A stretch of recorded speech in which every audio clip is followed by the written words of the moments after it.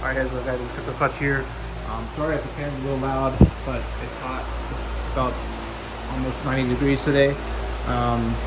So we made a couple things, a couple changes since last video. Main thing is we got the internet line ran. It's fiber LC to LC. I told you I'll go outside in a little bit and I'll show you the trench that we dug to get that wire here, and it's coming over from the other shed. I don't know if I touched on this thing or not in one of my videos, but I'm going to try out one of these RPP surge protectors. And basically what I just did is I went through and moved up one 30 amp breaker. Well, I moved up every 30 amp breaker in one spot so I can put these two 20 amps, and that's what it recommends to put these wires under. So essentially you're going to have one wire, this green and yellow, going to ground, and then the blue and black will go to these. And essentially what that's going to do is if one of these sees a surge, it's supposed to kill this thing before anything on my circuit breakers. So that's what we're gonna, I'm just gonna try them out and see if they work, if they save anything.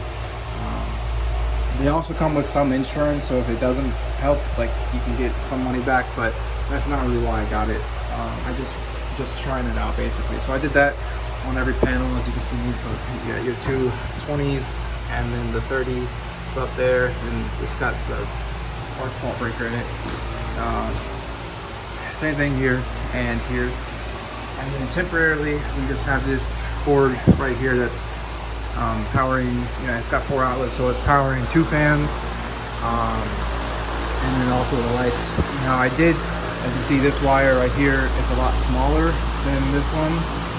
I went to a different supply house and they had 14.3 SJ cable, so it's different than this SO cable.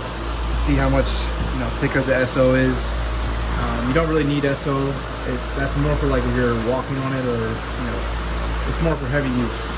This SJ is fine for 2 amps. It's going to be pulling through it, and 14 gauge wire is good for 15 amps. So even that's still good.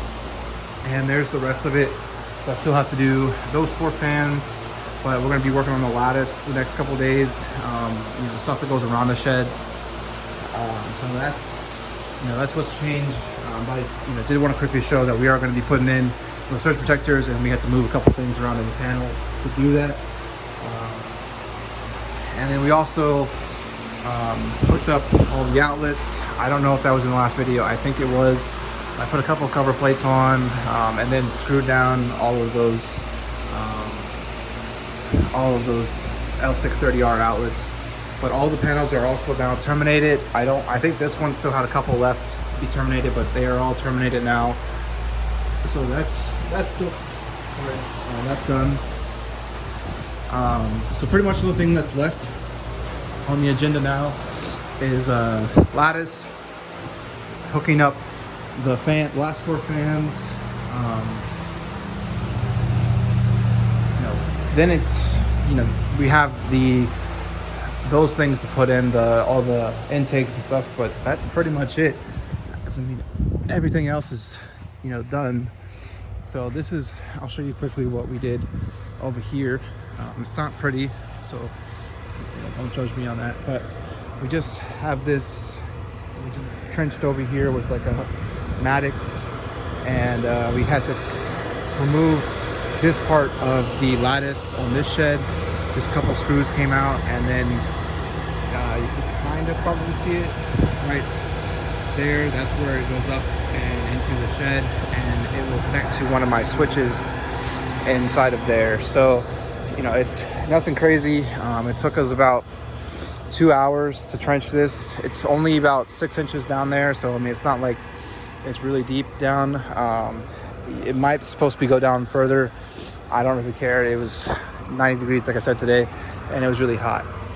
So that's what we did, and I might pull a little bit more of that extra stuff down because I don't really need it to come up as much as it is in the shed, but I'll worry about that later.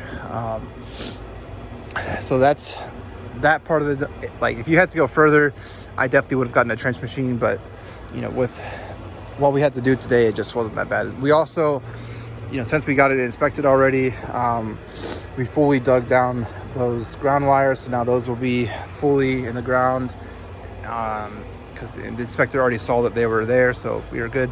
So now those are covered up.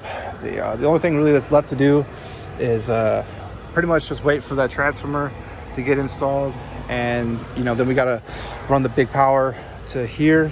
We might have to trench a little bit right here just to get it to where, in line with them, because they might not want to trench so close to this trench, where their underground waters are. Understandable, but I don't know, we'll see what happens. But that's pretty much all that's happened.